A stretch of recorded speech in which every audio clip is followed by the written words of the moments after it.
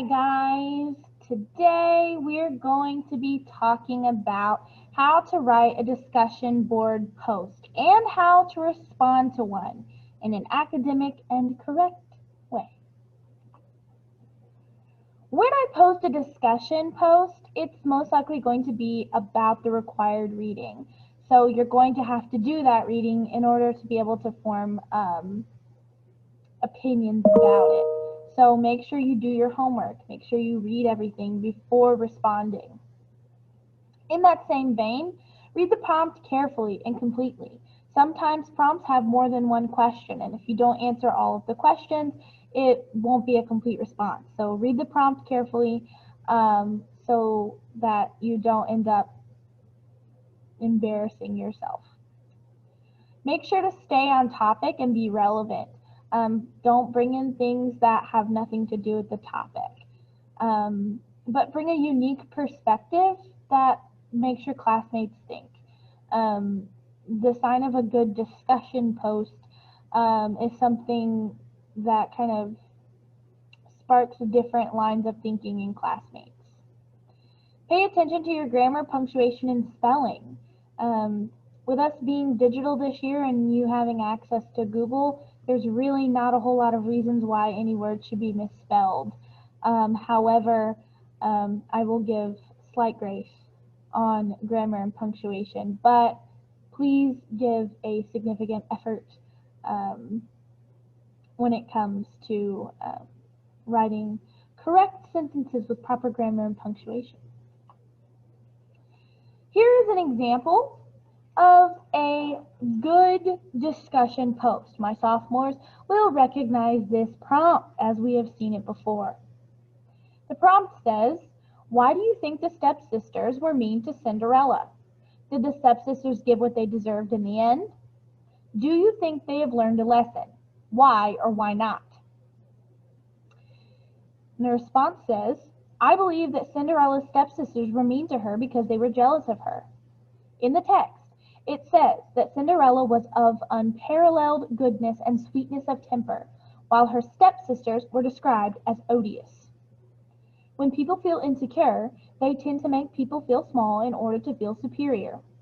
In the end, the sisters were forgiven for all they had done to mistreat Cinderella and were given lodging within the palace. Because they behaved so wickedly, I do not think that they deserved this. This experience, in my opinion, shows to the sisters that they can treat people however they want and receive no consequences, so I do not think that they learned their lesson. However, I do not believe it was within Cinderella's nature to do anything differently. As you can see, this example answers all of the questions. Why do you think the sisters were mean to Cinderella? Well, they were jealous. Did the sisters get what they deserved? No. Do you think they learned a lesson? No. Why? Because it showed them that they can treat people however they want and receive no consequences. All the pieces are there. The grammar is correct, and it's used in an academic tone.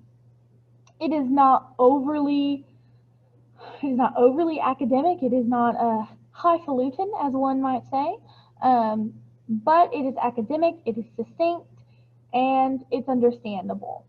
So this is a good discussion post. When we do discussions, not only will you be required to post your own response, but you will be asked to respond to 2 other classmates' posts. So when doing that, we need to remember: read postings by your classmates with an open mind. Think critically about which posts are the most provocative to you. So which ones stick out to you? Which ones do you think you can respond to in a successful and thoughtful way? When responding, use the student's name to describe the point so that your whole class can follow along. An example of this is, "Jessica, you make an interesting point about technology increasing without training increasing." Whether you are asserting agreement or disagreement, provide clear and credible evidence to support your response. This means, in this class, use text evidence. If you can't support it with the text, Maybe you should dig deeper for some other points. In that same vein, avoid using unsupported personal opinions, generalizations, or language that others might find offensive. When in disagreement, keep responses respectful and academic in tone. This is a safe space. We are not going to be disrespectful to each other.